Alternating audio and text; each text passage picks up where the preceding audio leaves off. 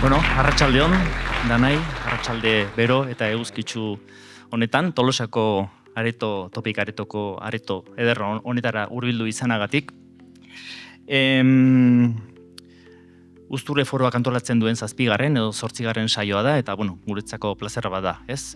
Gaur Enrik eta Rakel hemen gurekin izatea. Hasi aurretik, beti bezala, abisu pare bat emango dizkizuet, ez? Alde batetik Uzture foroaren elkartearen adiskide izan nahi duen edozeinentzat daukazue folletotxo bat, zuen izena bizena, kontaktu bat jasotzeko guzteko aukera daukazue, guretzako ez dauka inungo konpromesurik, askotan esan dizuet, ja, batzuk adiskide eta kuadriako zeate, ez baino, da zuei zuzenean informazioa bialtzeko aukera ematen digu, eta, bueno, errazten digu komunikazio alde batetik. Bigarrenik, galderak beti bezala idatziz jasoko ditugu, bakoitzak papertxo bat dauka, xotak ere horti daude, alboetatik jasoko dira, eta hitzaldiaren garapenean zehar formulatuko zaizkie, gaurko gonbidatuei, eta hau primizia bat da, azkeneko hitzaldi bat egitera goaz, ekainaren 16ean, etxebizitza gaiaren inguruan, eta hau ja botatzen dizuet, ze gero informazioa jasoko duzue, orduan nahiago nun gaur aurreratu. Dakizuen bezala, espazio honek, foro honek, gure garaiko erronka handiei buruz hausnartzea, eta egungo mundua egituratzen duten aldaketa politiko, sozial eta humanuen inguruko elkarrizketa sortzea. Du helburu, hortarako sortu zen Uzture foroa elkartea. Egungo munduaren nora ezabideratzeko gakoak.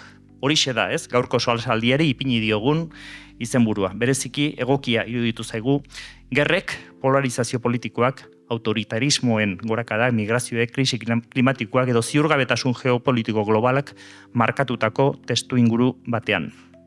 Y para dialogar sobre estas claves que pudieran reconducir la deriva actual del mundo, hemos comido juntos y aparte de la deriva, les hemos pedido también que pongan luces también en ese panorama, entonces también os pedimos que pongáis luz un poquito en esa deriva que mencionaba, ¿no? Y para eso, pues hoy contamos con dos invitados, dos invitadas de primerísimo nivel, dos personas muy conocidas. Por un lado, nos acompaña Raquel Martí, es doctora en Historia y directora ejecutiva en España de la UNRWA, que es la Agencia de las Naciones Unidas, que trabaja con los refugiados palestinos. Tras décadas de trabajo en proyectos humanitarios en Asia, África y Oriente Medio, se han convertido en una de las voces más reconocidas para explicar la situación humanitaria en Gaza y las consecuencias humanas de los conflictos actuales. Y por otro lado, contamos también con la presencia hoy de Enric Juliana, periodista y adjunto a la dirección de La Vanguardia, considerado una de las voces más influyentes del análisis político del Estado. Sus crónicas destacan por combinar rigor periodístico, capacidad interpretativa y una mirada muy personal sobre la evolución política y social de Europa y del mundo. Y conduciendo este coloquio también entre nosotros, Juan Carlos Echeverría, un reputado y conocido periodista vasco, zuri ere eskerrik asko, Juan Carlos, gaur gurekin izateagatik. Eta, hori, eskerrak eman, bienvenidos a Tolosa, a nuestra pequeña villa, gracias por ser parte de esta pequeña ágora y al resto, pues creo que no os arrepentiréis de haber venido, así que gozatzera, eskerrik asko,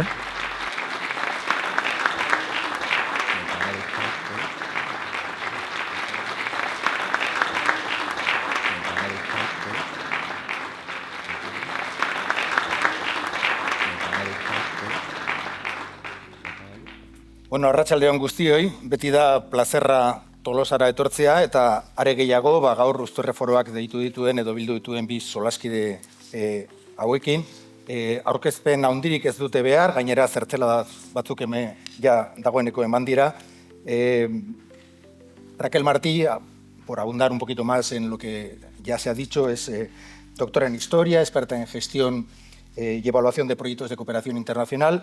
Y pues de un tiempo a esta parte, por razones que seguramente ya no desearía, pues está teniendo una mayor presencia mediática y pública, porque ella es la directora ejecutiva del Comité Español de la UNRWA, la Agencia de Naciones Unidas para los Refugiados Palestinos. Benvinguda, ongi etorri. Muchas gracias por la invitación. Es un placer estar aquí.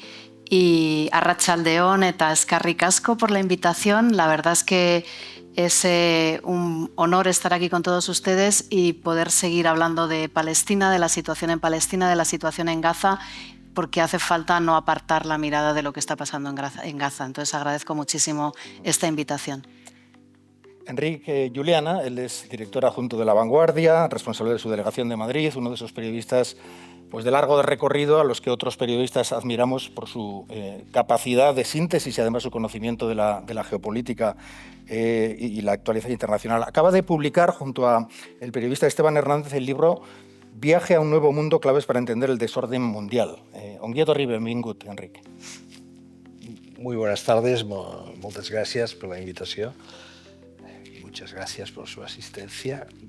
Bueno, yo soy periodista que me he dedicado básicamente a... Llevo 22 años en Madrid hablando de la política española y he logrado sobrevivir a algo.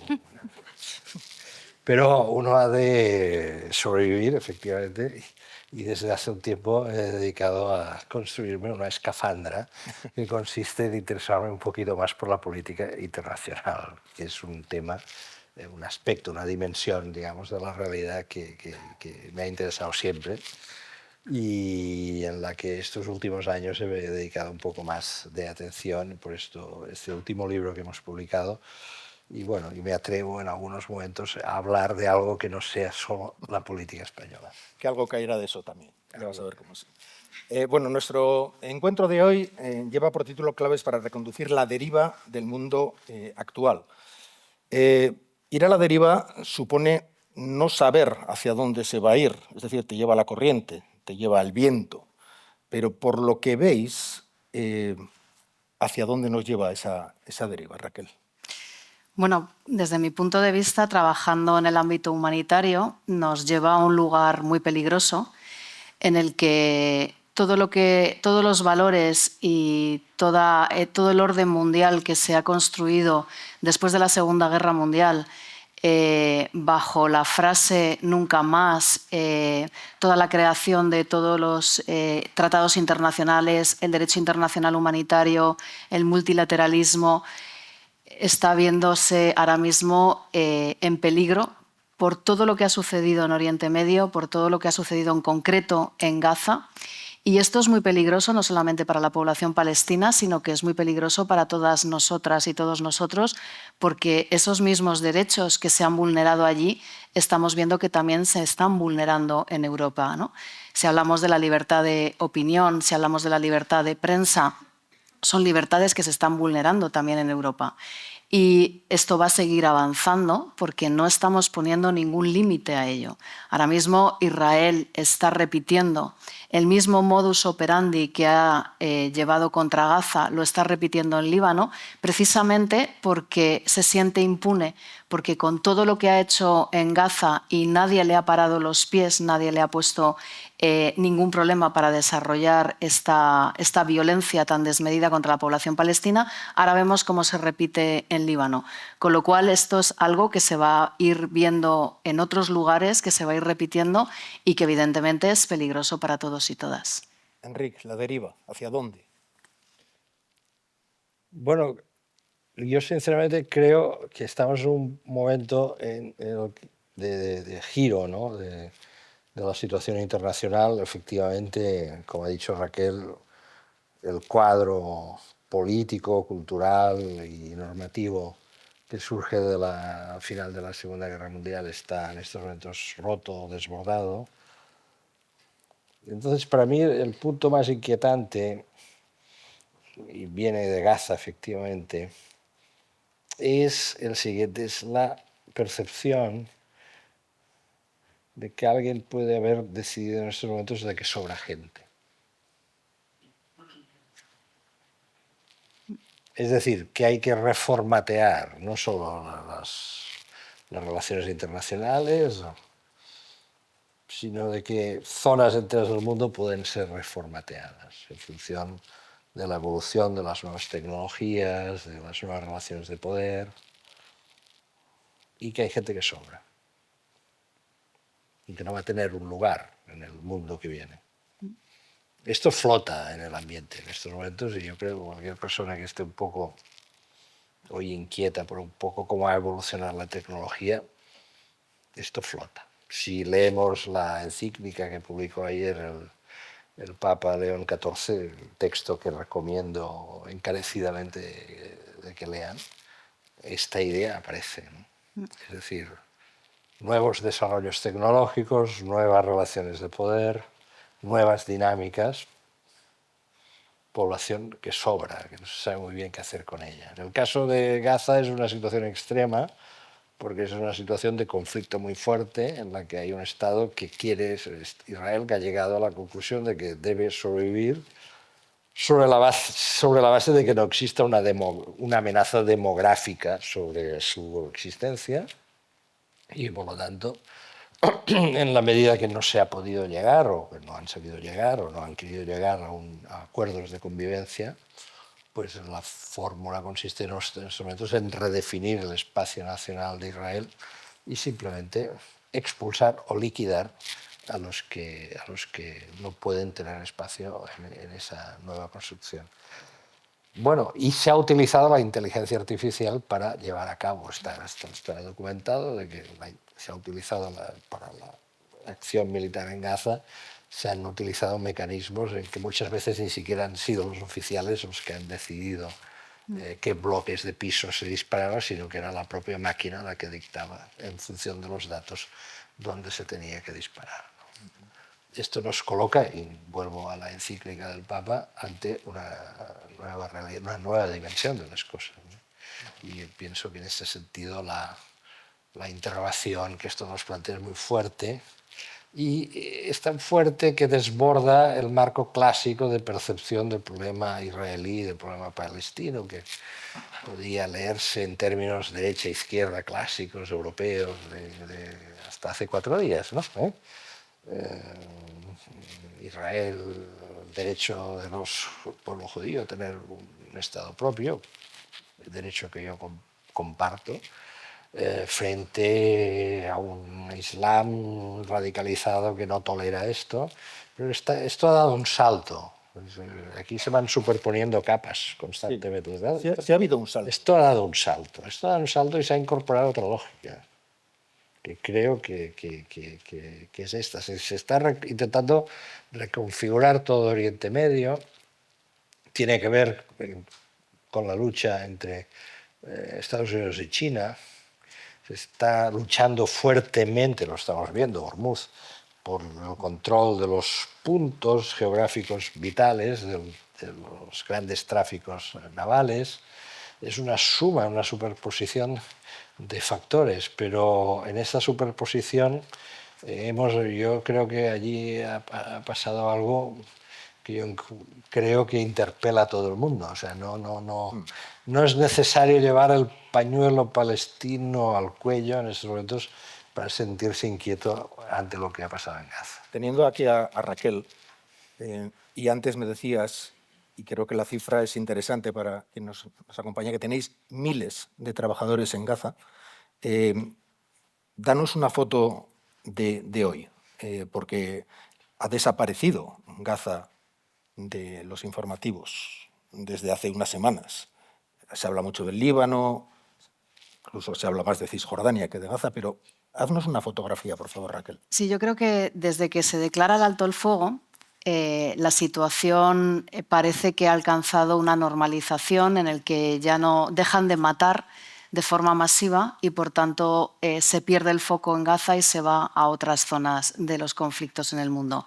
Sin embargo, la situación no ha cambiado en Gaza. Lo único que ha cambiado es que en lugar de estar matando a cientos de personas diarias, se está matando a docenas de personas diarias. Ese es el único cambio. En realidad, Israel no ha respetado ese alto el fuego porque entre los acuerdos para llevar a cabo el alto el fuego está la entrada de ayuda humanitaria en Gaza. Y lo que se decide es que se debe dejar entrar 600 camiones de ayuda humanitaria diaria. Esto no ha sido así en ninguno de los casos. Ningún día se ha llegado ni por asomo a esta cantidad. A lo sumo se ha llegado a 100 camiones al día. Lo que sí ha entrado en mayor medida son camiones con materiales para el comercio, lo cual es esencialmente necesario porque no solamente de la ayuda humanitaria puede vivir la población, pero tampoco puede sustituir la ayuda comercial, los bienes para el comercio por la ayuda humanitaria. ¿Y a qué situación hemos llegado? Pues en primer lugar es cierto que también ahora mismo ya no hay una hambruna declarada en Gaza. esa situación se ha terminado, pero hay una alta inseguridad alimentaria y hay muchísimas personas, sobre todo población infantil y mujeres embarazadas o lactantes, que están con desnutrición extrema. Esta desnutrición extrema está causando pues, un retardo en el crecimiento de los niños, está causando partos prematuros, está causando que los niños nazcan con bajo peso y por tanto tengan menos probabilidades de sobrevivir los primeros días de vida. Está causando también que esta obstaculización de la ayuda humanitaria está produciendo que los hospitales no tengan ni medicamentos ni equipos sanitarios para poder atender a la población. Hay muchísimas personas, cientos de miles de personas con enfermedades crónicas que han dejado de recibir sus tratamientos y estamos hablando de personas con cáncer, de personas que necesitan insulina, que tienen hipertensión, necesitan sus medicamentos para la hipertensión o necesitan diálisis diarias y estas personas, muchas de ellas han muerto ya y muchas otras tienen su salud absolutamente deteriorada. ¿Cuánta gente tenéis trabajando?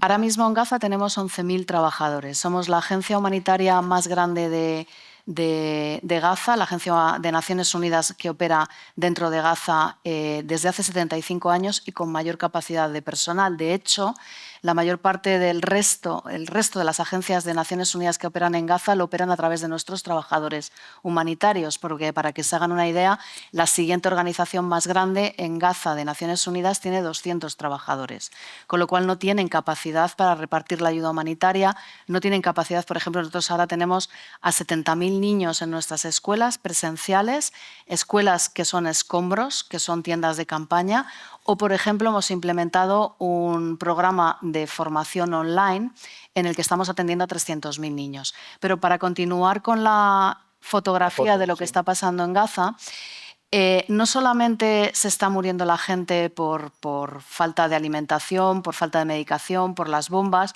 sino que se ha creado una situación medioambiental que no permite sobrevivir en Gaza. Ahora mismo tenemos toneladas, miles de toneladas de basuras sin retirar de la Franja de Gaza, aguas residuales estancadas en las zonas donde está viviendo la población.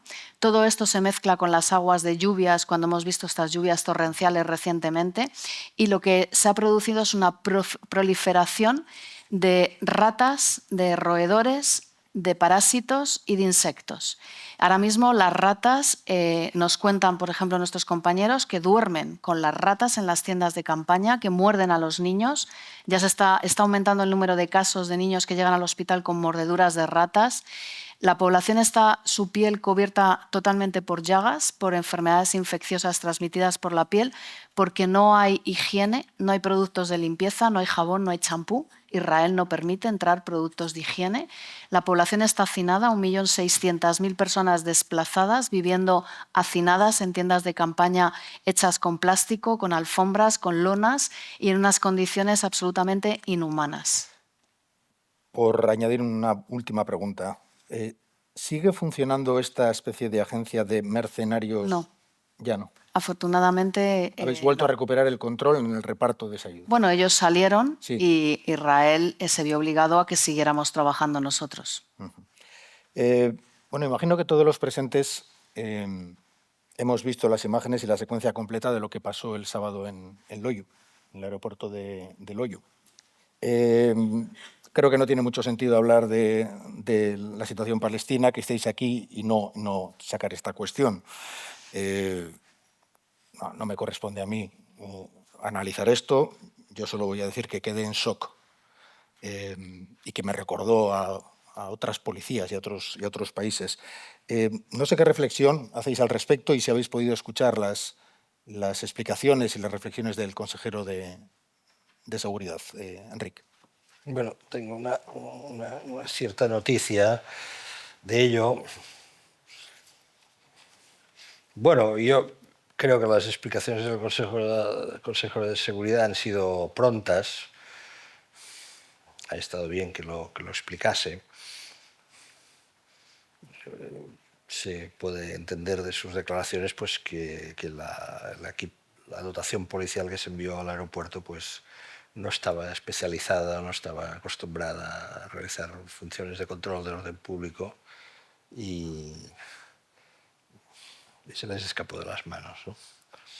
Creo que el propio consejero pidió excusas, ¿no?, por lo que pasó. De todas maneras, a mí hay una reflexión que se me plantea sobre este episodio y otros, ¿no?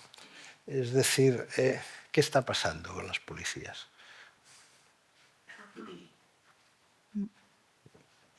¿Qué está pasando, no? Vemos las encuestas, los sondeos sobre actitudes, posiciones políticas, actitudes políticas, pensamientos sobre determinados temas, en España, por ejemplo, y los cuerpos de policía no dan el promedio de la sociedad, no dan promedio. Y la policía debería dar promedio. Es más, si alguien debería dar promedio es la policía. Mejor que dé, ¿no? ¿Eh? Mejor que dé. Promedio. Promedio quiere decir, bueno, pues sobre estos temas. Entonces algo se ha movido. ¿Dónde se ha movido esto? No lo sé. ¿En los programas de selección de la policía? ¿En los gimnasios? Cuidado, no. No. Los gimnasios son foros. Ya, ya. Y si ustedes, sobre todo los caballeros, frecuentan el gimnasio, saben que los gimnasios son foros donde se habla de política, y sobre más que de política se habla de la vida también, de la visión masculina de la vida, una visión masculina estresada de la vida, ¿no? Yo creo que hay que prestar atención a esto. No quiero decir con ello, cuidado, no quiero decir de que los cuerpos policiales se hayan vuelto fascistas, para entenderos que sería la conclusión fácil, demagógica y propagandística de esto. No quiero decir esto. Pero lo que hay señales es de que no están en promedio. Raquel. Bueno, la verdad es que las imágenes me han parecido nefastas. Unas personas que llegan de una acción humanitaria en las que han sufrido tortura, han sido detenidos de forma ilegal y les han sometido a todo tipo de humillaciones y vejaciones, que cuando lleguen a su país de origen, en donde piensan que van a recibir una acogida por parte de los suyos, de su familia, de sus amigos, las imágenes que además han dado la vuelta al mundo han sido absolutamente nefastas. Creo muy positivo que el consejero hiciera unas declaraciones rápidamente y que hubiese una disculpa por la actuación de los cuerpos policiales. Bueno, en este mundo a la deriva del que hablábamos al principio, quiero traer a colación otra cuestión de actualidad. En 15 días, los presidentes de Estados Unidos y Rusia han decidido visitar la misma ciudad y hablar con la misma persona. Enrique me corregirá, pero creo que no hay precedentes de algo así en un lapso de tiempo tan corto, ¿no? Vladimir Putin y Donald Trump visitando a Xi Jinping, y hay muchísimo simbolismo en esta semana fantástica de Pekín, porque es que en 4 meses han pasado por allí Macron, Merz, Keir Starmer, Pedro Sánchez, el primer ministro canadiense. Es como la meca geopolítica, ¿no?, a la que hay que peregrinar. Pero ¿para qué se está peregrinando a esa meca, Enrique? ¿Para qué se va allí? Bueno, porque es la nueva potencia, la segunda potencia. La primera sigue siendo Estados Unidos, pero es la segunda potencia que está en fase todavía ascendente, y en estos momentos tiene una capacidad, digamos, de influencia en el mundo muy importante. Y por lo tanto tiene sentido que el presidente norteamericano vaya a China. Fíjense en un detalle, ¿no? Es decir, yo creo que esto es importante para un poco captar la situación actual. La mayoría, viendo un poco, haciendo aquello, lo del promedio que les decía antes, de los que estamos aquí presentes, nuestra educación respecto al concepto Guerra Fría proviene de los años 60, de los años 70, en los que básicamente lo que vivimos fue una confrontación entre dos bloques que competían en términos políticos, de fórmula política, en términos ideológicos, que acompañaban la fórmula política, en términos militares, sobre todo en el desarrollo del arma nuclear y de la balística, y de la balística surge una rama importante que es la carrera por el espacio, que fue la gran carrera, lucha, digamos, la gran batalla cultural, digamos, que libraron la Unión Soviética y Estados Unidos entre los años 60 y 70, pero en cambio no existía entre ambas potencias una competición económica frontal, porque la economía de la Unión Soviética nunca llegó a estar a la altura de desarrollo de la economía norteamericana. Es más, como consecuencia de ello llegó un momento en que la Unión Soviética no pudo soportar la carrera, estaba gastando demasiado en armamento, no pudo. En el momento que llegan los ordenadores, la Unión Soviética colapsa. Es ordenador, colapso de la Unión Soviética. O sea, la economía de la información ellos ya no la podían gestionar, ¿no? Era un sistema que era incapaz de gestionar eso, ¿no?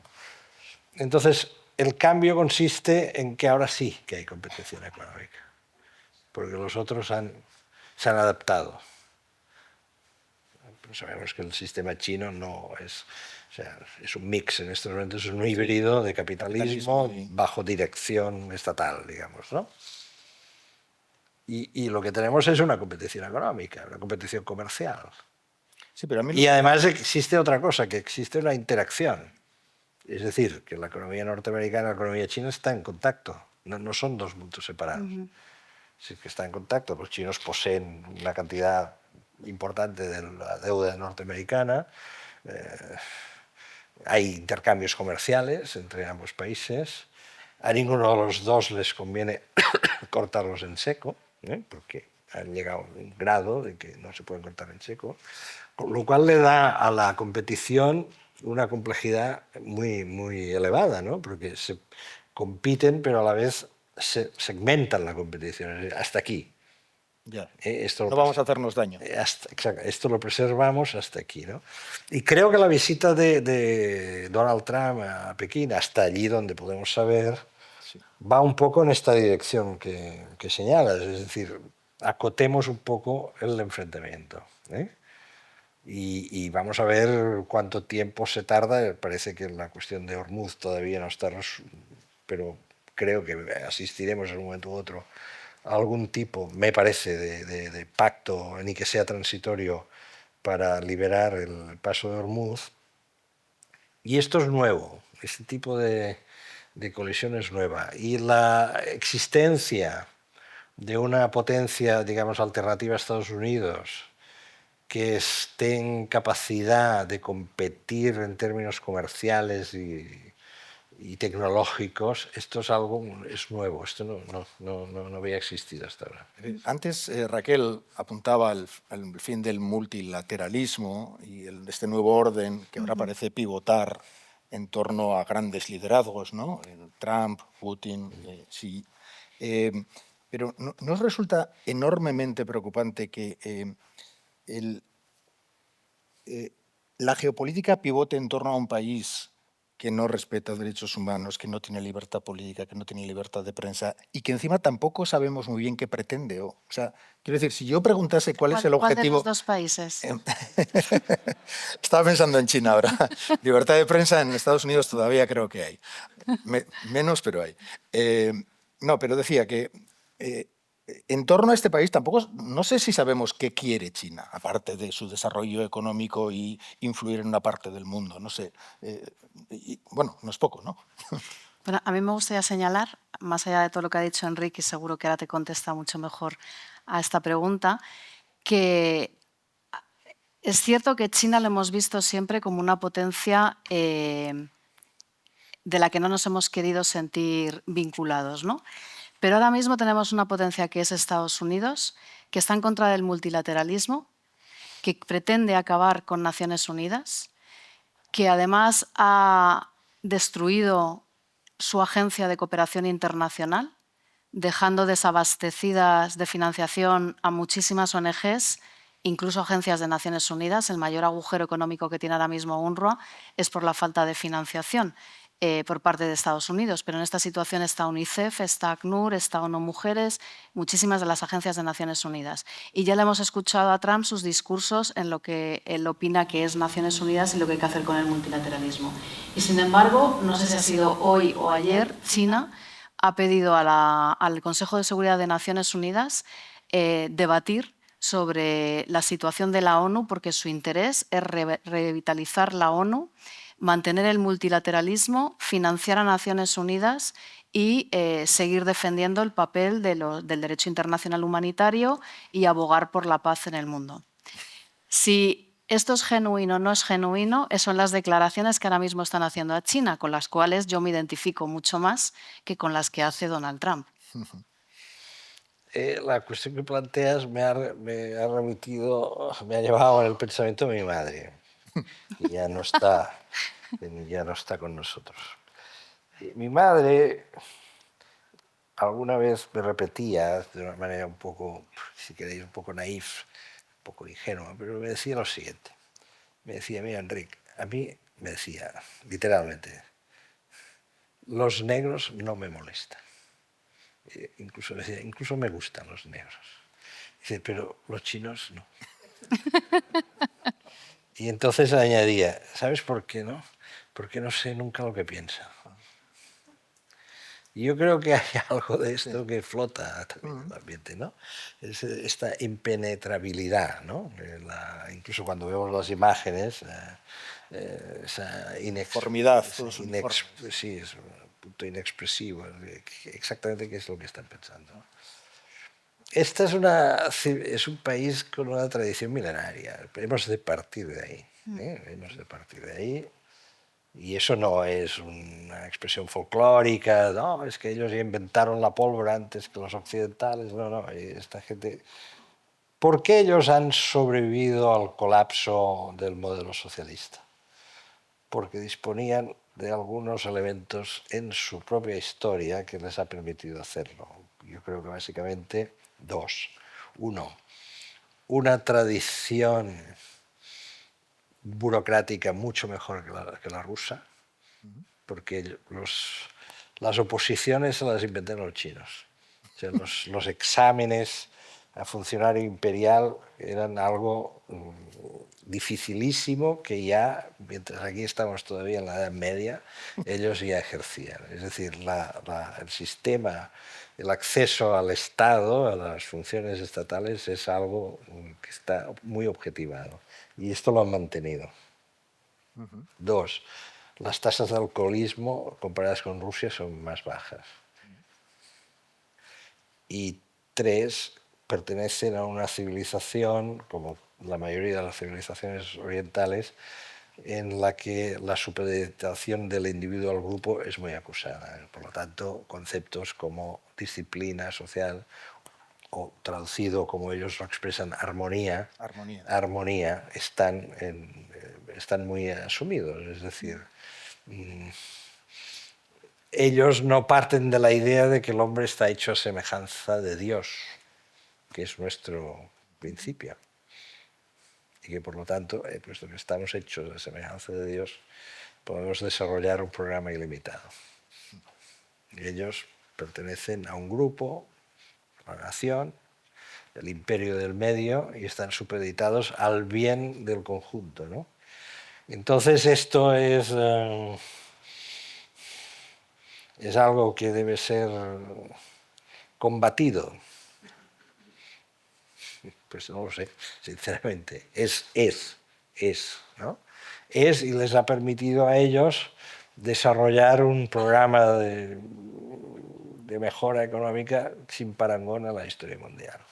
Hace 50 años todos los chinos iban en bicicleta, hoy muchos de ellos van en coche eléctrico, tienen unos niveles de desarrollo tecnológico y económico extraordinarios, ¿no? Iban a salvar la industria del automóvil de Europa. Bueno, y han creado una nueva dimensión de la economía internacional. Esta es la realidad. Entonces, si nosotros estamos debatiendo en estos momentos, fijémonos bien, y de nuevo vuelvo, no quiero hacerme pesado sobre este punto, a la encíclica del Papa sobre la inteligencia artificial, estamos reorientando nuestra discusión sobre el alcance de la libertad. ¿Verdad?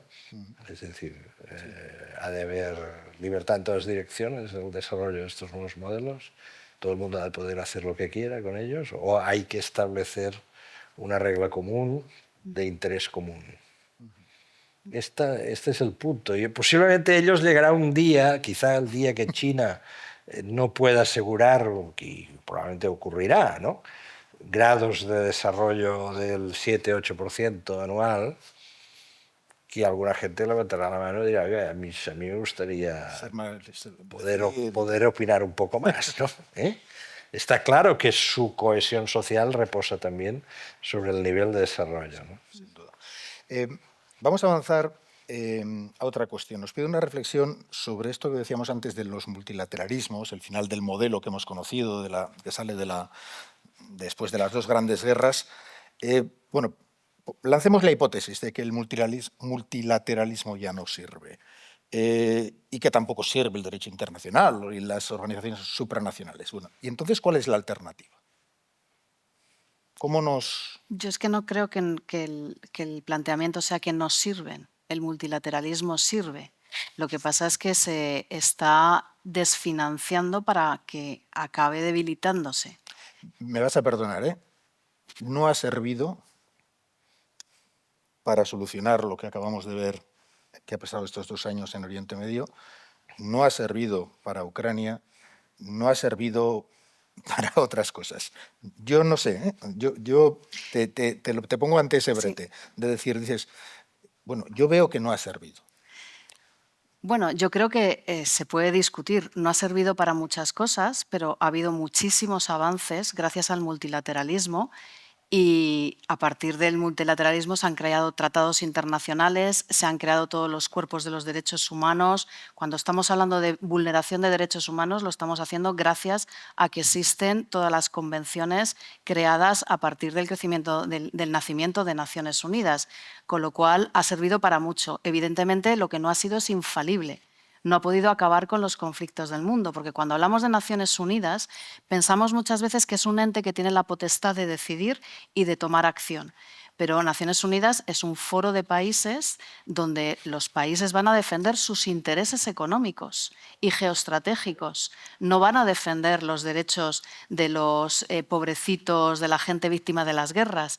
Entonces, el error es, desde mi punto de vista, en Naciones Unidas, es tener un Consejo de Seguridad con derecho a veto, en donde los 5 países que tienen derecho a veto lo que hacen es vetar aquellas resoluciones que van en contra de sus intereses, y sin embargo tenemos otro organismo dentro de Naciones Unidas, que es la Asamblea General de Naciones Unidas, donde las decisiones son por votación de la inmensa mayoría, de la mayoría de los países que la componen.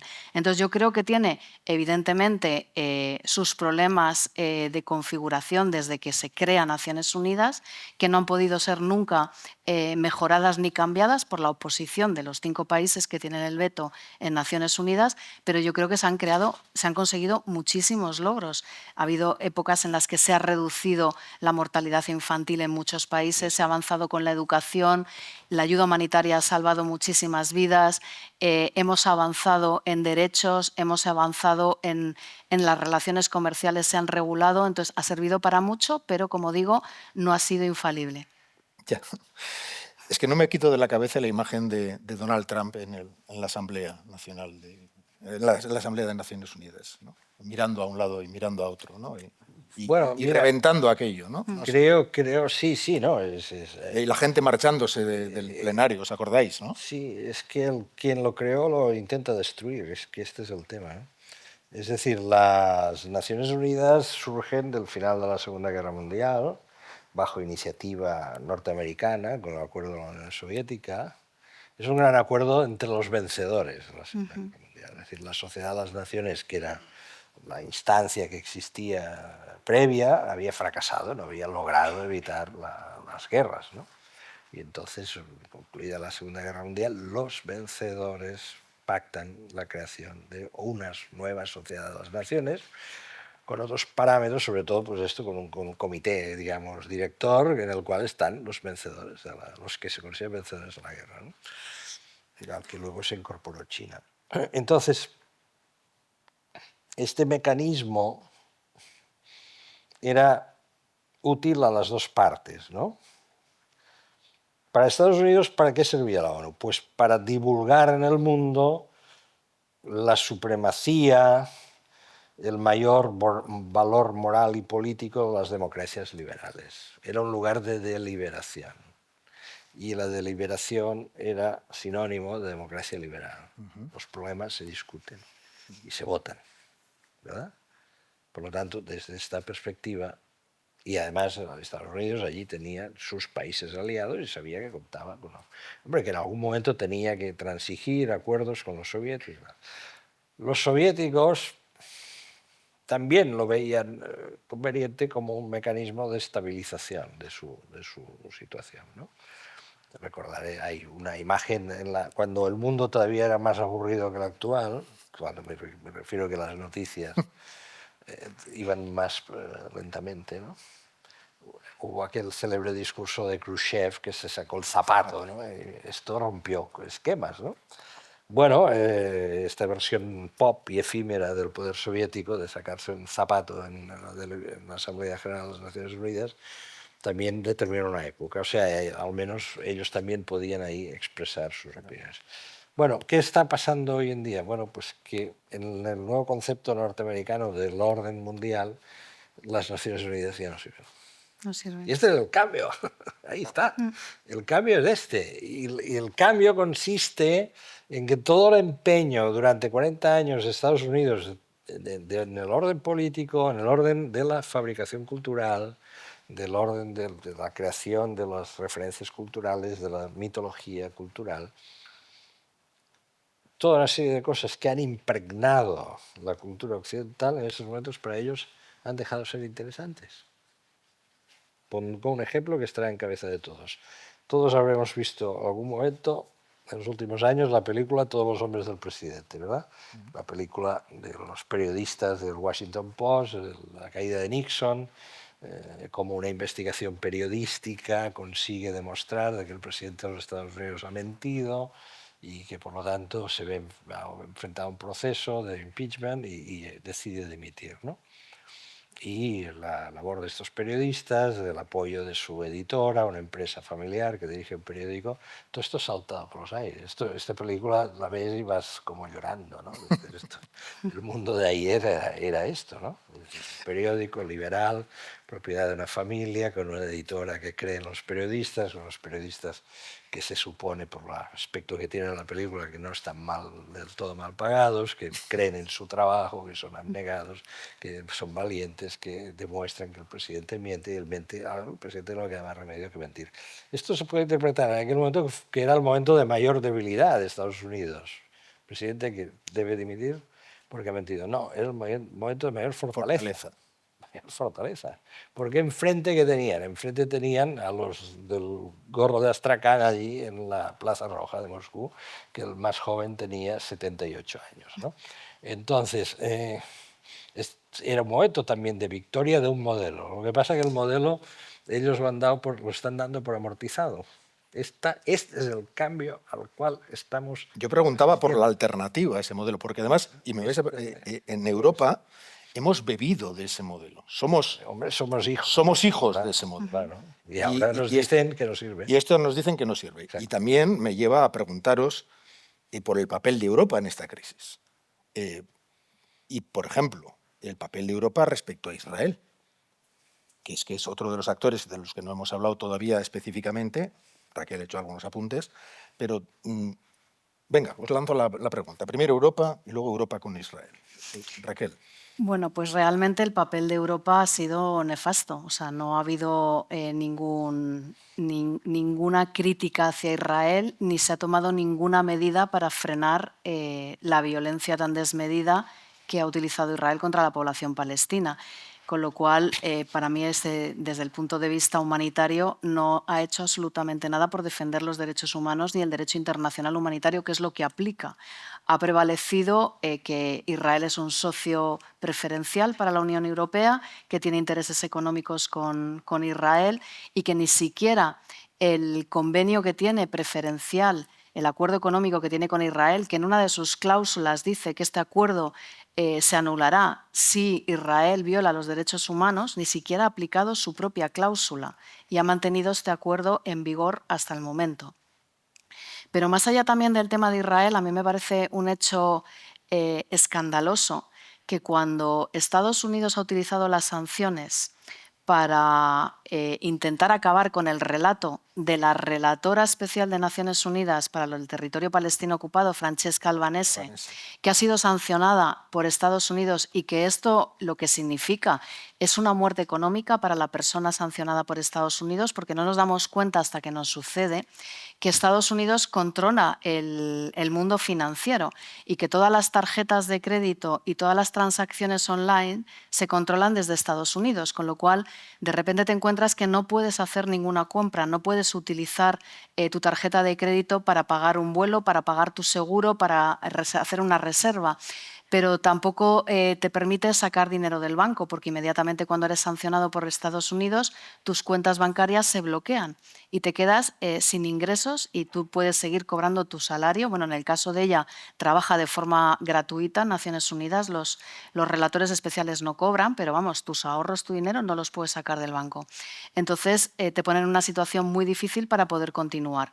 Europa tiene normativa para poder proteger a sus ciudadanos europeos contra sanciones de otros países y no las ha puesto en marcha. Pero es que también ha pasado con la Corte Penal Internacional. No están sus juristas y sus fiscales, no todos son ciudadanos europeos, pero viven en territorio europeo. Y también han sido sancionados por Estados Unidos para amenazarlos y para bloquear y para que no puedan llevar a cabo su trabajo porque emitieron una orden de detención contra Netanyahu y también contra miembros de Hamás, pero como esto va en contra de las políticas de Israel, Israel sanciona para presionar y para intentar cambiar la forma de trabajar de la Corte Penal Internacional. Entonces, me parece sorprendente que esto ocurra en territorio europeo y que no se ponga ninguna medida para proteger a estos ciudadanos que lo que están haciendo es llevar a cabo su trabajo y cumplir con su mandato. Entonces, me parece realmente escandaloso este posicionamiento de la Unión Europea. Europa ante Trump, Europa ante Israel, Enrique. Bueno, yo pienso que Europa se encuentra ante una situación extremadamente complicada porque los mecanismos de unidad europea son hijos de una época que en estos momentos está siendo desbordada, ¿no? Los mecanismos son mecanismos lentos que exigen consensos muy amplios, unanimidades, existe el derecho de veto. Y el problema europeo bueno, hay varios, ¿no? Pero el esencial es cómo ganar velocidad, capacidad de decisión, cuando has creado un mecanismo de agregación lento. Claro, es que da la impresión da la impresión de que haría falta un reset en vez de una reforma, ¿no? Bueno, esto es lo que está planteando Mario Draghi, por ejemplo, pues, que cuando él dice una Unión Europea dentro de la Unión Europea, es decir, que se constituya un núcleo duro, un núcleo fuerte de países que tengan mayores niveles de compenetración y que puedan operar como grupo dirigente. Esto es complejo, pero posiblemente sea, a mi modo de ver, la única solución que pueda haber para los próximos años, ¿no? La alternativa a esto puede ser un estancamiento y un lento deshilachamiento de la Unión Europea, que yo creo que sería nefasto, y particularmente sería nefasto para España. Ahora bien, dicho esto, respecto a la cuestión de Israel, también a mí me gustaría apuntar una cosa. No es fácil de anunciar, pero pienso que hemos de tener en cuenta, no a modo de excusa, pero sí tener en cuenta algunas realidades históricas, ¿no? Es decir, hay razones objetivas que dificultan que la sociedad alemana se pronuncie de una manera tajante contra Israel. Y los motivos están en la mente de todos. ¿Pero hasta cuándo? No, bueno, sí, esta es la pregunta alemana, ¿hasta cuándo?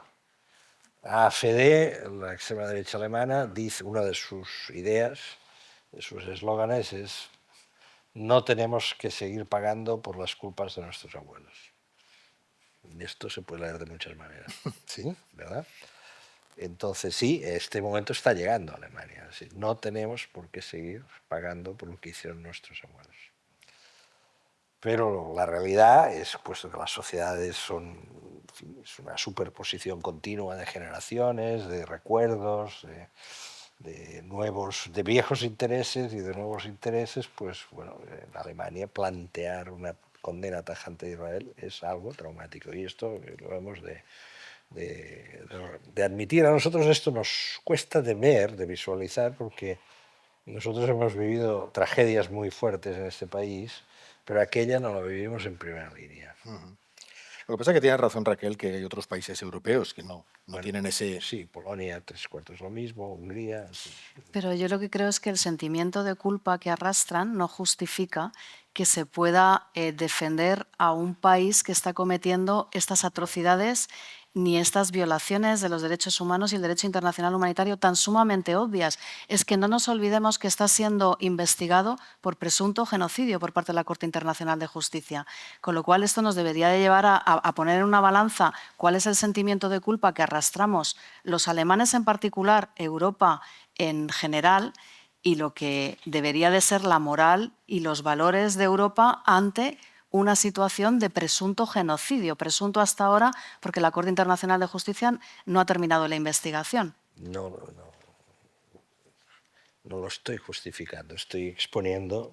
Estás explicándolo, pero... Exponiendo un dato que me parece que forma parte de la realidad, que incumbe a otros países europeos, que tiene su propia dinámica política. Por ejemplo, fijémonos en una cosa, es decir, los nuevos partidos de la extrema derecha, tipo Frente Nacional, tipo Hermanos de Italia, herederos del movimiento social italiano, etcétera, etcétera, aquí Vox, son todos profundamente y incluso me atrevería a decir rabiosamente pro-israelíes. ¿Por qué? Porque están lavando su culpa. En Italia se aprobaron leyes raciales, hubo persecución directa de los judíos. Fueron a buscar en Roma, en otras ciudades, a su casa, los fascistas italianos, que luego los entregaron a los alemanes. Los enviaban a Alemania, pero había un campo de concentración alemán en Trieste, en territorio italiano. Esta es la gran culpa histórica del fascismo italiano. Y otras cosas. Enviaron a un país a unas guerras que no podían ganar ni en sueños, etcétera, etcétera, ¿no? Entonces, cuando surgen fuerzas políticas que, bueno, jugando con la ambigüedad histórica, consiguen consensos sociales, bueno, no desdeñables, un 30% de los votos, esa culpa debe ser lavada. ¿Cómo se lava? ¿Cómo la han lavado? Siendo más pro-israelíes que nadie. En Francia, el Frente Nacional está haciendo exactamente lo mismo. En España, o sea, los que reivindican la historia medieval que expulsó a los judíos son ahora los más amigos de los judíos. Vivimos una época histórica de carnaval, ¿eh? Sí. En Tolosa. Esto lo hemos de asimilar, ¿no? Es decir, aquí vale A y todo lo contrario de A al mismo tiempo. Nos ha tocado esta época. Bueno, nos habéis dado sobradas claves para entender un poco este mundo a la deriva o tratar de entenderlo, pero querían, y lo comentábamos en el arranque, ¿no? que tal vez tendríamos que intentar dar algunas claves desde vuestro punto de vista, ¿no? de si es posible revertir esta situación, este caos, ¿no? ¿Qué debe ocurrir y quiénes deberían ser los actores principales de poder volver a confiar en que vamos a dejar un mundo un poco mejor a los que vienen detrás nuestro? No sé, los actores, las claves. Bueno, a mí me gustaría contar un hecho positivo. Hablaba de Francesca Albanese y de las sanciones. Ha sido su marido y su hija quienes han llevado a los tribunales a la administración Trump por estas sanciones a Francesca Albanese y han ganado en los tribunales. Evidentemente han tenido que hacer un crowdfunding para poder pagar a los abogados y enfrentarse a la administración americana, pero han ganado y ya han levantado las sanciones contra Francesca Albanese. Ahora faltaría la Corte Penal Internacional. Yo creo fundamental y un motivo de esperanza es la ciudadanía, y es en la que tenemos que seguir focalizándonos y trabajando con ellos. Es fundamental, yo creo, todo el activismo y todo el movimiento que se ha creado en torno a los ataques de Gaza. Hemos visto en el País Vasco cómo la ciudadanía se ha movilizado, cómo la ciudadanía ha protestado y cómo en general la ciudadanía en el Estado español ha conseguido cambiar posicionamientos, porque hasta que no se produce el tema de la Vuelta Ciclista en España y todas las manifestaciones, la acampada de los universitarios, el gobierno español no decide hacer un embargo de armas contra Israel. Entonces yo creo que la presión pública a la ciudadanía ahora mismo para mí es motivo de esperanza. Hablaba antes en la comida, no, en la entrevista que me han hecho sobre el tema de la juventud, ¿no? De cómo la juventud o determinadas partes de la juventud está virando hacia la extrema derecha. Pero también creo que hay una parte importante de la juventud que no entendemos cuáles son sus canales de comunicación, que están muy en contra de lo que está pasando en Palestina y que lo han demostrado en las acampadas en la universidad, y que pensamos que no son activos porque no les vemos en las conferencias, no les vemos en las manifestaciones, pero que realmente se comunican y utilizan otros canales de comunicación en los que nosotros no estamos ni sabemos utilizar. Pero para mí son una fuente de esperanza cuando hablas con ellos y te das cuenta que realmente tienen posicionamientos muy parecidos a los míos en cuanto al tema de Palestina, ¿no? Y cuando les ves en determinados espacios, que son los espacios donde ellos interactúan y expresan sus posicionamientos, te das cuenta que están absolutamente a favor de Palestina y en contra de lo que está haciendo Israel. Entonces, para mí es importante trabajar con esa juventud, pero aprender a transmitir la información a través de sus canales. Creo que es fundamental y muy importante que la ciudadanía se informe y conozca lo que está pasando y vaya a las fuentes contrastadas de información y que no se nutra únicamente de escuchar lo que el algoritmo de Twitter nos quiere mostrar. Y creo fundamental que tanto los medios de comunicación como los políticos como la ciudadanía nombren las cosas, llamen a las cosas por su nombre, y que dejemos de utilizar eufemismos para contar lo que se está sucediendo en Palestina. Y una vez que estemos informados, que estemos nombrando las cosas como son, es necesario defenderlas, es necesario defender la legalidad internacional, es necesario defender los derechos humanos. Y parece hoy en día que el hecho de decir que Israel está violando el derecho internacional humanitario, que Israel está cometiendo posiblemente crímenes de lesa humanidad en Palestina, es ponerte en un posicionamiento que en ese momento te van a llamar antisemita y te van a coartar tu libertad de expresión porque no puedes hacer ese tipo de declaraciones y sientes miedo a hacerlas. Entonces, es fundamental defender que si cualquier país está violando el derecho internacional humanitario, no podemos utilizar distintas varas de medir. Hemos visto cómo Rusia invade Ucrania y enseguida se ponen sanciones, enseguida se dice que está violando el derecho internacional humanitario, se está diciendo que es una ocupación ilegal lo que hace, y hoy en día nos da miedo a nombrar que la ocupación israelí sobre Palestina es una ocupación ilegal, que lo que Israel ha tenido es un comportamiento genocida contra la población de Gaza y que muchas de las acciones que ha llevado a cabo en Gaza, como por ejemplo los desplazamientos forzosos de población, que es un crimen de guerra, los llamamos evacuaciones, un eufemismo que lo que esconde detrás es un crimen de guerra. Entonces, hay que aprender a nombrar las cosas por su nombre y hay que defender siempre la legalidad internacional. Enric, tus asideros, tus esperanzas. Bueno, creo que la sociedad está en una deliberación continua sobre lo que está pasando. Es verdad que sometida a los calambres de las redes sociales, que dan mucha velocidad a la circulación de información, donde hay efectivamente mecanismos de control muy sofisticados. Pero creo que, en mi opinión, en lo que respecta a la cuestión de Gaza, muchísima gente ha tenido una percepción que las causas lejanas se convierten en causas propias en el momento en que las causas lejanas conectan con nuestros problemas, nos dicen algo sobre nuestros problemas, ¿no? Es decir, cuando la invasión de Irak, es una cosa que me he preguntado muchas veces, es decir, exactamente mucha de la gente que salió a manifestarse contra la invasión de Irak, si le hubiesen dicho, oiga, sitúe exactamente Irak en el mapa, igual no acertaba del todo en decir dónde estaba Irak, ¿no?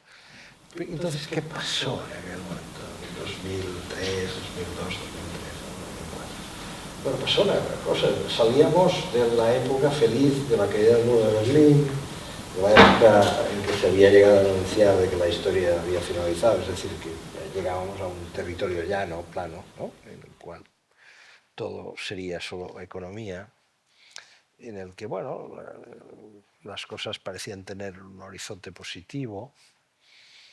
Se había dicho que la historia finalizaba, ¿no? O sea, la historia entendida como sucesión de conflictos serios, ¿no? Y entonces la invasión de Irak lo que vino a decir, oiga, la tranquilidad de las clases medias europeas puede estar en riesgo. Y yo creo que mucha gente ni siquiera Conscientemente, ¿no? conscientemente salió de decir, oiga, no nos pongan en un lío. Que estamos muy bien. El mundo nos funciona bien. Y porque los protagonistas de las protestas contra la guerra de Irak básicamente fueron las clases medias. Yo lo vi claramente esto en Barcelona. Ni se manifestaban los de arriba, de Pedralbes, ni los de Nou Barris. Los que estaban en la protesta eran los del Eixample, los distritos centrales, las clases medias, ¿no? Bueno, yo creo que lo de Gaza al final ha penetrado por otra vía, que es el abuso de poder. Lo que decíamos al principio. Alguien aquí está formulando la idea de que sobra gente. Y si este es el planteamiento, esto incumbe a todo el mundo. Puedo sobrar yo mañana. Porque de la misma manera que sobra gente en Gaza, puede sobrar gente en la oficina dentro de 5 años. ¿Verdad? Sí. O sea, esta idea de que el poder puede adquirir, después de estar sometido durante decenios a mecanismos más o menos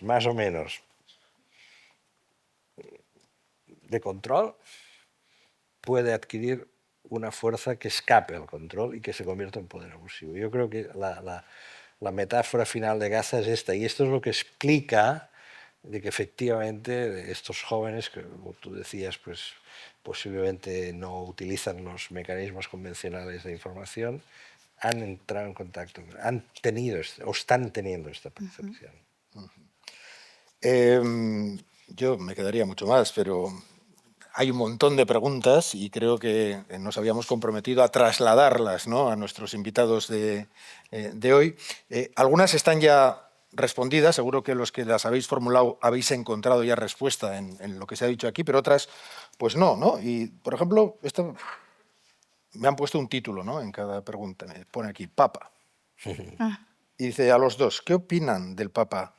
¿Es uno de los últimos referentes? ¿Qué opinan del Papa? Un Papa estadounidense formado en América Latina. Pues yo que, creo que Estados Unidos estaba muy contento con su nombramiento y creo que ahora mismo el descontento por parte de la administración americana es generalizado. La verdad es que yo sí veo muy positivo todas sus declaraciones, todas las declaraciones que está haciendo, no solamente con Gaza, también ha hablado de la inmigración, también ha hablado de los refugiados, habla en general de los derechos.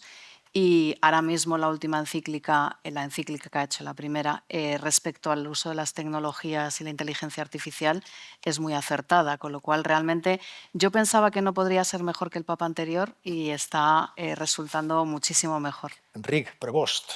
Bueno, Prevost, no sé cómo se pronuncia. yo en una vida anterior mejor que la actual estuve en Roma y me dediqué un poco también a informar sobre ello.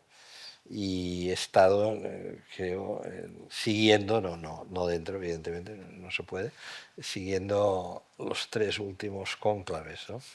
Y estaba hace ahora un poco más de un año en Roma cuando se eligió a Prevost. Bueno, a ver, inmediatamente después de su elección se puso en marcha, esto ya uno con los años empieza ya a detectarlo, ¿no?, una campaña de prensa que veía, pero casi a las horas. Este es conservador. Conservador. Este es tradicional. ¿Por qué?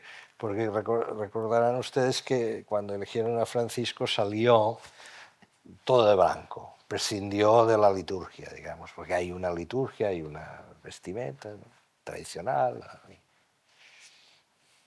Y Francisco salió todo de blanco con una clara intención de decir, señores, aquí hay un cambio.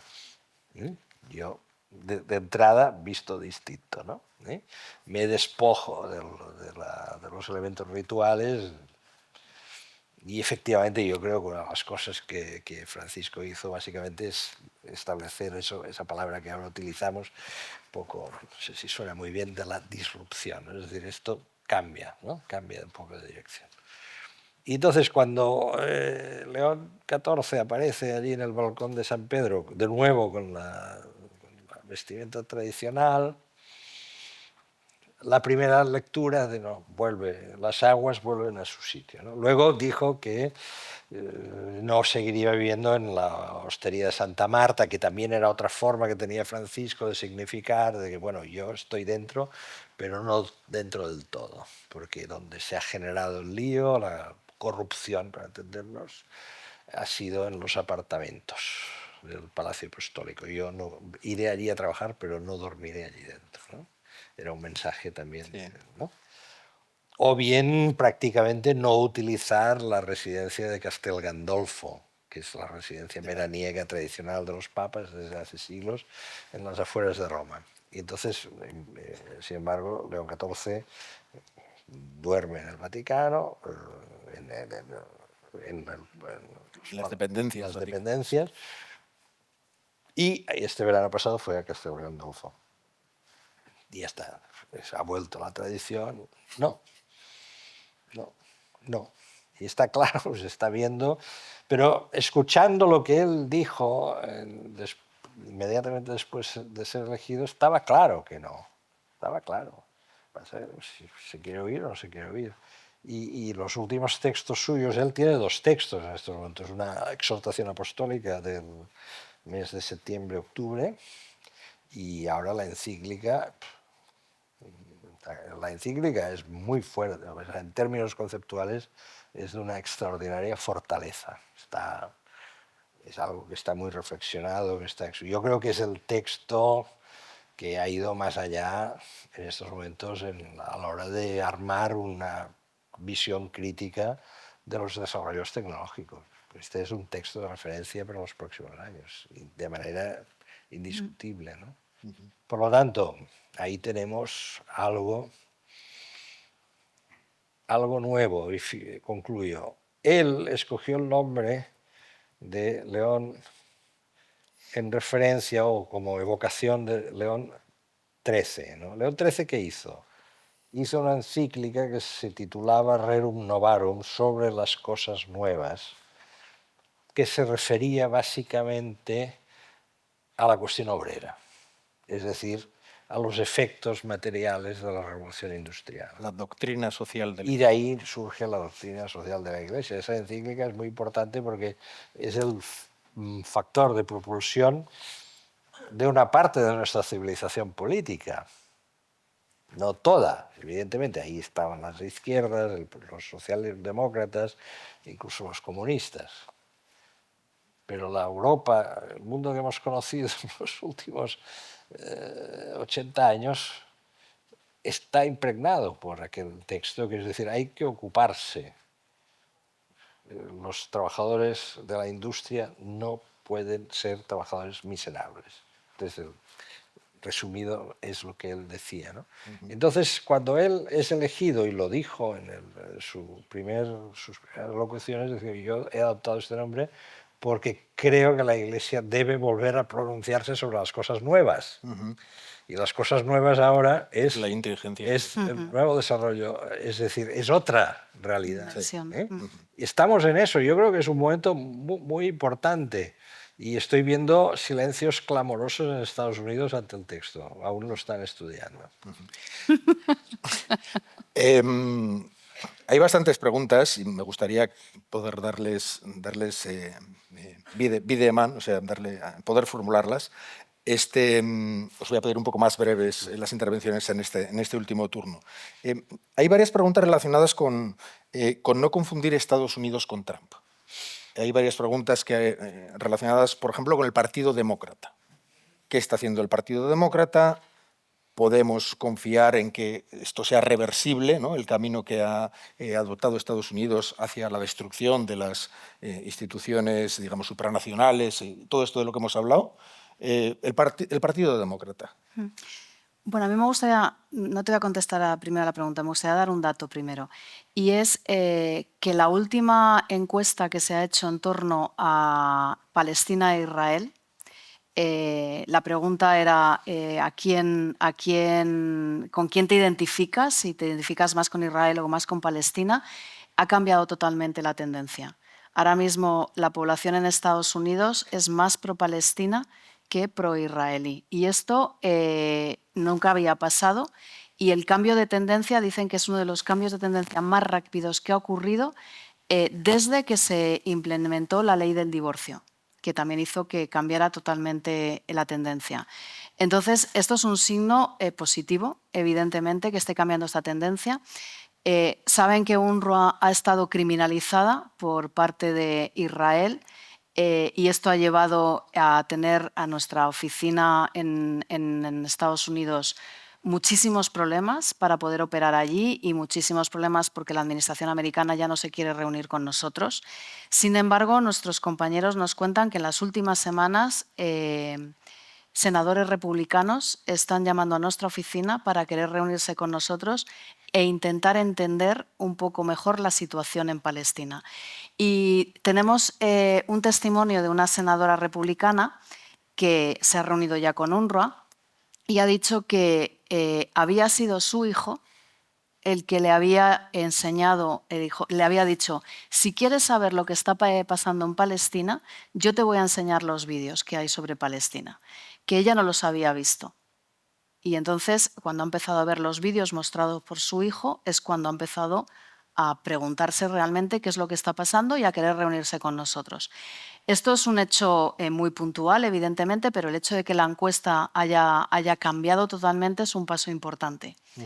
Entonces, tu pregunta era... Preguntaba si, bueno, en parte me estás contestando, sí. si es reversible, si es reversible la situación. La situación en la que identificamos Trump con Estados Unidos y las actitudes de Trump con Estados Unidos. Yo creo que Enrique lo va a explicar mejor, pero pienso que evidentemente uno de los puntos de inflexión para la sociedad norteamericana ha sido la guerra de Gaza y el ver en directo cómo se ha retransmitido a través de las redes sociales todo lo que estaba ocurriendo en Gaza. Ha sido imposible ocultarlo, a pesar de que Israel ha prohibido entrar a los medios de comunicación internacionales para efectivamente ocultar lo que estaba pasando.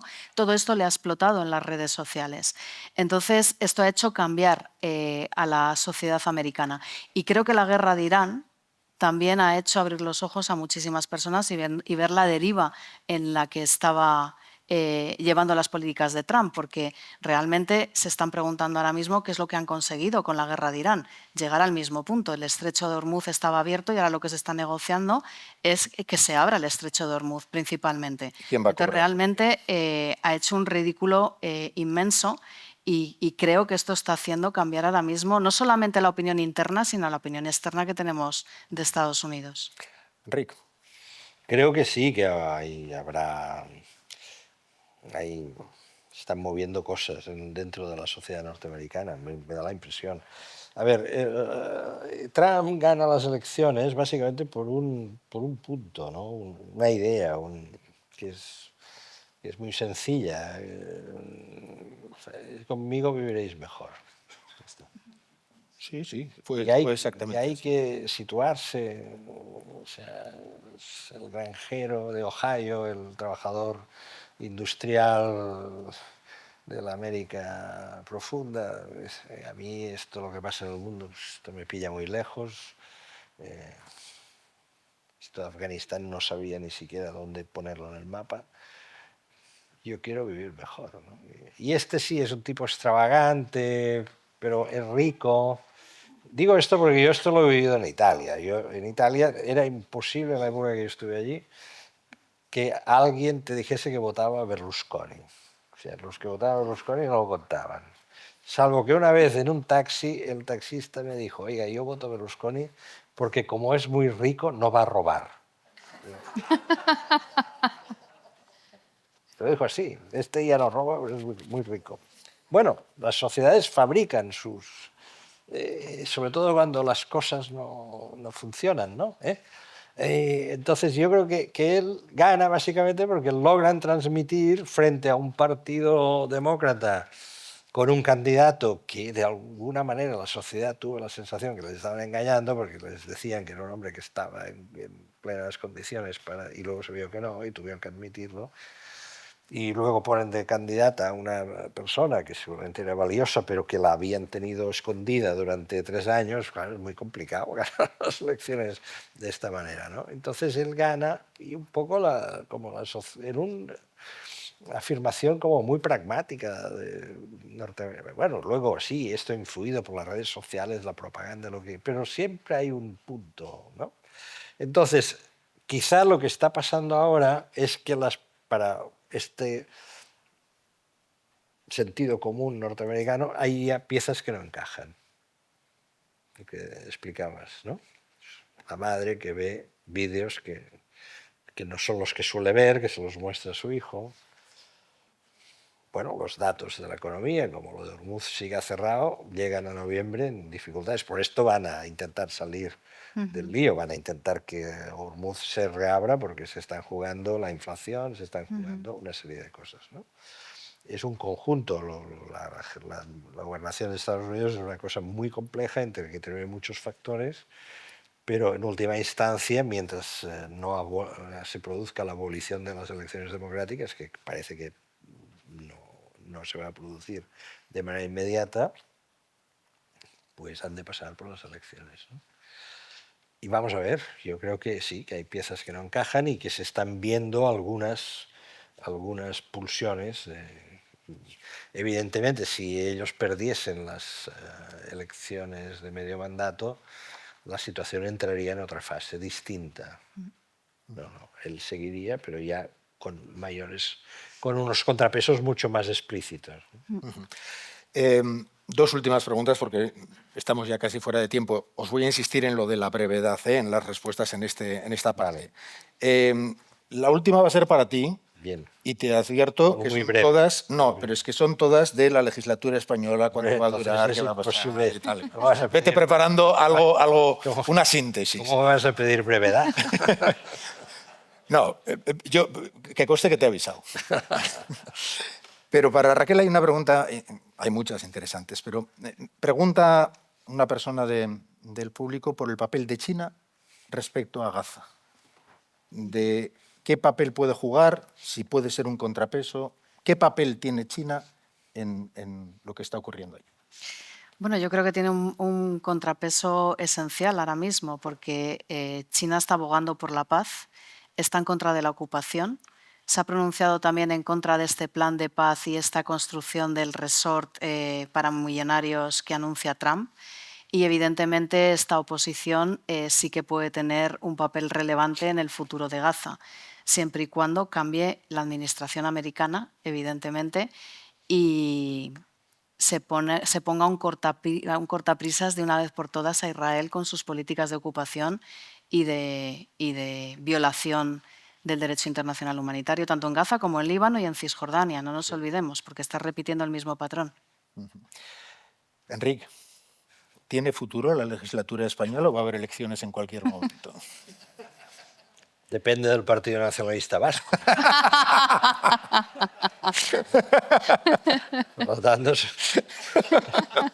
creo que estoy en el lugar adecuado, ¿no?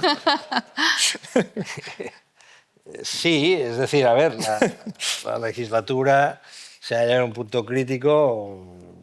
Es baldío explicar por qué, lo conocemos todos estos días, pero un gobierno cae el día, o bien que quien lo dirige toma la decisión de concluir la legislatura, quien tiene la firma para el adelanto electoral en España es el presidente del Ejecutivo. No hay. Fijémonos bien en este dato, porque esto es potestad del presidente de la República Francesa y del primer ministro español y del canciller alemán. El primer ministro italiano no tiene esa potestad. Depende de la firma de disolución y convocatoria de elecciones la tiene el presidente de la República. Y en Portugal lo mismo. son sistemas en los cuales el ejecutivo, sobre todo el jefe del ejecutivo, tiene menos fuerza. En cambio, en Francia, España y Alemania, el jefe del ejecutivo tiene más fuerza. Por ello, la investidura del jefe del ejecutivo Claro. puede llegar a ser un psicodrama, como bien sabemos, por los últimos periodos, ¿no?, legislativos españoles. Entonces, estamos ahí. Yo creo que Sánchez mantiene en estos momentos el propósito de agotar la legislatura, no sé si hasta julio o hasta mayo, entonces si fuese mayo sería coincidiendo con las municipales. Me temo que esto no gusta demasiado al Partido Nacionalista Vasco, porque hay elecciones también a las Juntas Generales en aquel momento, y me da la impresión de que, leyendo los últimos mensajes del PNV al gobierno, algo de eso se refiere en sus mensajes, ¿no? Bueno, vamos a ver esto cómo se resuelve. Está la oposición, ¿no? Entonces ahí yo creo que este es un punto importante. Yo creo que en estos momentos en España se están dirimiendo algunas cosas que son como bastante evidentes y otras que no lo son tanto. Una de ellas, a mi modo de ver, es la utilización del poder. O sea, en estos momentos, ¿quién manda en España? ¿Quién manda esta semana? Los últimos 10 días, ¿quién manda? ¿Quién está al mando? ¿Quién intenta marcar la iniciativa? ¿Presidente del gobierno? Hoy ha ido a ver al Papa, casi detrás de las faldas del Papa, ¿eh? Bueno, está bien. El jefe de la oposición, que está estudiando si presenta la moción de censura o no presenta, o bien el Consejo del Reino, integrado por Felipe González y José María Aznar, que son los que están marcando directrices públicas, ¿no? Uno dice, quiero elecciones antes de que acabe el año, lo que ha dicho Felipe, ¿no? Sí, sí. Y el otro dice, el que puede hacer que haga. Es decir, venga, meterle otra marcha, porque esto hay que acabarlo cuanto antes posible, ¿no? ¿Quién manda? ¿El Parlamento o la policía? ¿O la Guardia Civil? O el Poder Judicial. ¿Quién manda? ¿Los que filtran imágenes de joyas, que presentan a Zapatero como un vulgar atracador de Butrón en la calle Serrano de Madrid, cuando no parece todavía que exista constancia del origen puede pasar de todo, ¿no?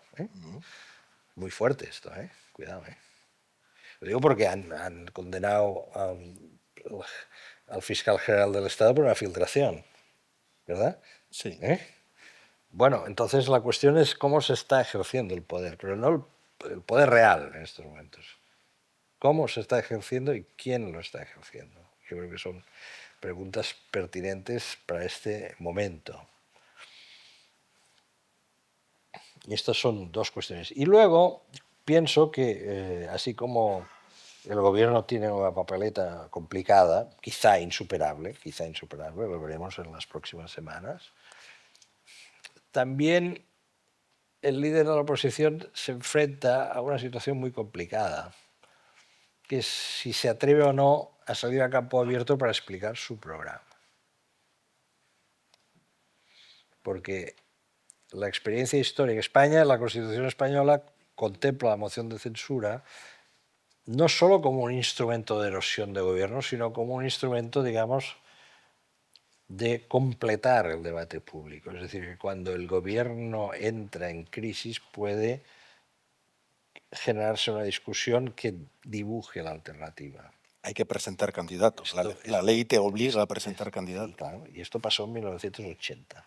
La primera moción de censura que se presenta a la democracia en España, que la presentó Felipe González en el 80, frente a Adolfo Suárez, es un ejemplo claro de la función no inmediata de una moción de censura. ¿Para qué sirve? Él sabía que la perdía, la tenía perdida, no la podía ganar, no la ganó. Pero lo que hizo fue, en un momento crítico, dibujar la alternativa. Decirle a la sociedad, esto, si este cae o decae, en el caso de Suárez cayó, venimos nosotros. Y vamos por ahí. Y vean ustedes que yo ya estoy a punto para eso. ¿Y tú no ves al PP haciendo esto ahora? Y yo lo que me pregunto es por qué el PP no da este paso. Porque cuando oigo no tenemos los números, oiga, es que esto es la cosa más triste que se puede decir hoy en España. Por un lado, por la mañana se está diciendo que todo se está cayendo a pedazos, que el otro, el Zapatero, ha robado joyas, que, en fin, todos son unas calamidades supersónicas. Bueno, oiga, no tengo los números. Esto es entregar los votos a Vox, perdonen, es que es así. Es que... Claro, mira, es decir, tú has de poder encarnar la alternativa. No han de ser los socios los vascos, los catalanes, Puigdemont a prisión, presión a Puigdemont, ¿no? Oiga, esto es un manicomio, no. Has de salir a la tribuna y decir, oiga, esto no se sostiene, yo ya sé que hoy ustedes no van a elegir, pero sepan que yo voy a intentar gobernar sobre estas premisas, tal, y ustedes ya sabrán luego, yo intentaré gobernar bajo estas premisas. Es decir, ha de hacer, yo creo que el líder de la oposición está obligado a hacer en estos momentos un ejercicio de autonomía política. Autonomía política. Autonomía política era una expresión, por cierto, que en su momento, no sé ahora, le gustaba mucho a Felipe González. Autonomía política, es decir, mi proyecto es esto. No dependo ni de lo que diga Aznar, no dependo de lo que diga Felipe González, no dependo de la Guardia Civil y no dependo de la policía, dependo de mí mismo. Si consiguiese eso, quizá conseguiría un triunfo. Enric, la última. Un eventual, y breve, por favor. Sí. Un eventual gobierno PP-Vox, ¿cómo afectaría a Euskadi y a Cataluña, a las realidades nacionales de estos dos países? Depende de la autonomía del que la presida. Es decir, el que manda en España es el jefe del gobierno, ¿verdad? Entonces, el problema es que esta pregunta no tiene respuesta porque no sabemos qué piensa el jefe de la oposición, el que puede ser... Sobre lo que piensa Sánchez ya lo sabemos, es decir, otro gobierno encabezado por Pedro Sánchez, pues supongo que intentaría ser una prolongación de lo que se ha estado haciendo hasta ahora y él pidiendo a la sociedad una mayoría suficiente. Si él se vuelve a presentar a las elecciones, solo puede plantear esto, es decir, yo voy a seguir por el camino que he trazado y os pido, por favor, porque esto si no se me cae, una mayoría suficiente. La cuestión es que los asuntos que están saliendo ahora a la luz pueden complicar enormemente este paso. La otra parte, yo creo que está obligada a lo que les he dicho. Es decir, no basta con esperar a que tu adversario caiga fulminado. Creo. Me da la impresión de que hay un temor. Es decir, acabo, porque si no me enrollaré mucho. Se han celebrado una serie de elecciones autonómicas en España, ¿verdad? Entonces, ¿cuál es el saldo de estas elecciones? Bueno, en todas ha pasado lo mismo, ¿no? En todas ha pasado lo mismo, ¿verdad?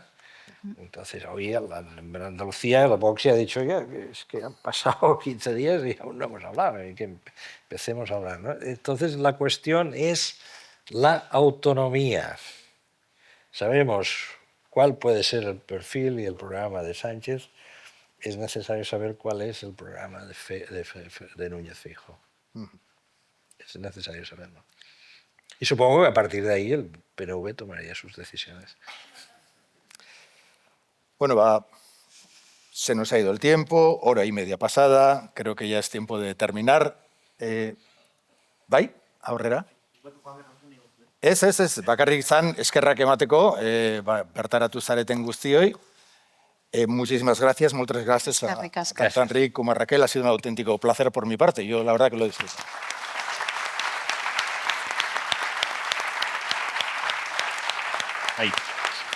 Bueno, amaitzeko, zuei da nahi, eskerrik asko, gaur ere ona hurbildu izanagatik. Juan Carlos, eskerrik asko, egindako lan guztiagatik. A ti, Raquel, eskerrik asko. A ti, Rick, también. Esperamos seguir estando como país y como sociedad vasca a la altura de lo que espera UNRWA de nosotros. Enric, Es un placer escuchar y seguir, leerte y disfrutar de tu lucidez.